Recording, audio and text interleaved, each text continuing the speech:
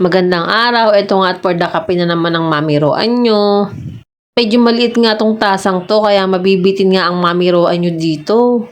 So no choice, ito na nga lang kasi yung available kaya ito na rin talaga yung ginamit ko. At ito na nga, mag-aalmusal na nga rin pala ako.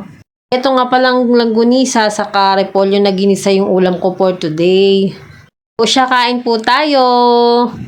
Ito nga palang longganisa, in-order ng hipag ko sa pinsan niya. Galing pa nga daw pala tong Quezon. Masarap din pala itong pagkakatimpla ng longganisa nito. Kahit isang piraso nga lang is mapaparami ka na talaga ng kain. Yung ginisang repolyo naman ay ulam pa nga pala namin kagabi. Ininit ko nga lang. Labas ko nga pala itong nakita kong mga beads dun sa may lagayan ng Tupperware. Tapos nga ibibigay ko sana kay Yumi. Nga nung nakakaraan niya is nagpapabili nga siya sa akin ng panggawa ng bracelet. Ito nga lang is nakabili na nga pala siya nito. Yan na nga pala siya ni tatay ng pambili kaya ayan, pandalas na nga siyang bumili. Ang kwento nga niyan is uutang nga daw siya ng pera kay tatay tapos magbi-business nga daw siya. Ibebenta niya nga daw sa mga kaklase niya yung mga ginawa niyang bracelet. Tapos nga ito, dinagdag ko na nga rin yung beads na nakuha ko dito sa may bahay. Sobrang dami nga pala ng beads na to at medyo magaganda pa nga rin.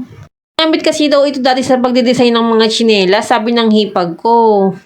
Yan nga, nagustuhan nga rin ni Ate Yumi at nadagdagan nga yung beads na gagawin niya. Sobrang tuwan-tuwa nga ang Ate Yumi ko kasi nga mayroon na naman siyang bagong pagkakalibangan. Ito nga palang binili niyang panggawa ng bracelet ay dito nga lang pala sa may malapit sa amin. Naman umorder pa ako sa Shopee or sa Lazada o di ba may shipping fee pa doon. Ay murang-mura lang, sa halagang 80 is makakabili na kayo ng gento. Gustong-gusto talaga ni Ate Yumi to kaya ayan, nagsimula na nga siyang gumawa. Na nga agad siyang pa-order na headband saka bracelet sa mga hipag ko.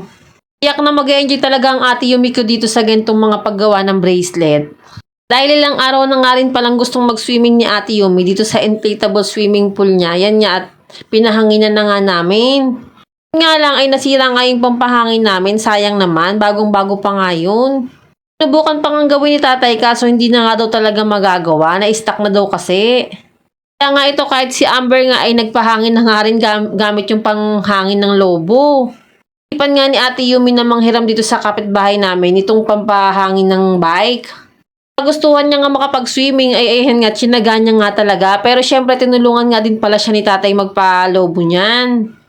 After ilang oras na nga ng pagpapahangin, ayan nga, napalobo na nga yung swimming pool. Pupuno naman sila ngayon ng tubig. Naman nagising na nga yung bunsuan ko at parang gusto nga rin niya mag-swimming. Siyempre kasama ni Ate Yumi ang pinsan niyan si Jaja saka ang kaibigan niya si Amber sa pag-swimming dito. Nga at nag-costume pa nga ng mermaid si Ate Yumi. Kaya pa nga ay hindi na nga rin napigilan ng dalawang anak kong lalaki na mag-swimming. Nakaisa kuling ng tubig, sobrang dumi nga agad kasi nga mga bata yan eh.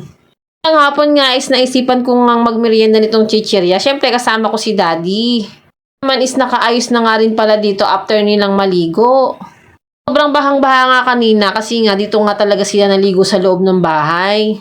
Okay lang, sa pagkakabahang yon is nalinis nga yung sahig namin. Ay isa pa, sanay naman talaga kami sa baha dito sa De La Paz, char. Medyo tamang food trip nga lang ako nitong mga chichirya tapos sinasusuko pa nga sa suka. Ang sarap kasi. Mas masarap nga sana to kung may soft drinks kaso wala naman, saka hindi rin naman ako mahilig sa soft drinks kaya okay na magtubig. Ating kalilimutang uminom ng tubig after natin kumain ng mga ganitong klase ng pagkain. Hanggang dito na lang po muna. Salamat sa panonood. Bye!